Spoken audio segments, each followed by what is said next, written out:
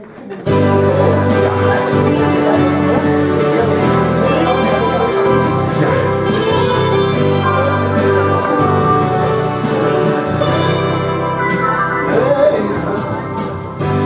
mein ganzes Leben war ich nur für andere da. Deshalb ist, wenn man viele Kinder hat, Kummer und Sorgen war man immer noch.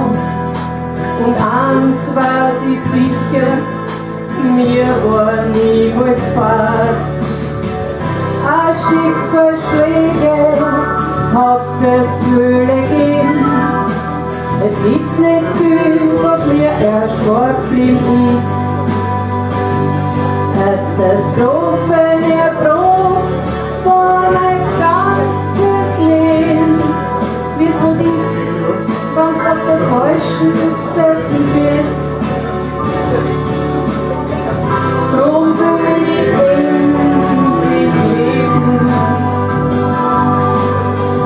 Nur mehr für mich da sein.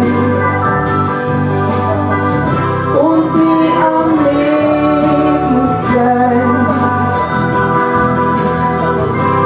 So schnell kann's passen. So schnell kann's gar nicht schauen. Und ich frag mich, war das alles? Es muss so auch noch etwas anderes geben. Ein kleines Kind auf meiner Gesellschaft.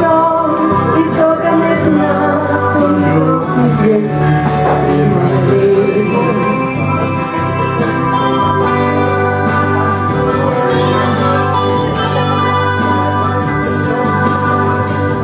Ich hab falsche Entscheidungen getroffen und manches hätte ich anders machen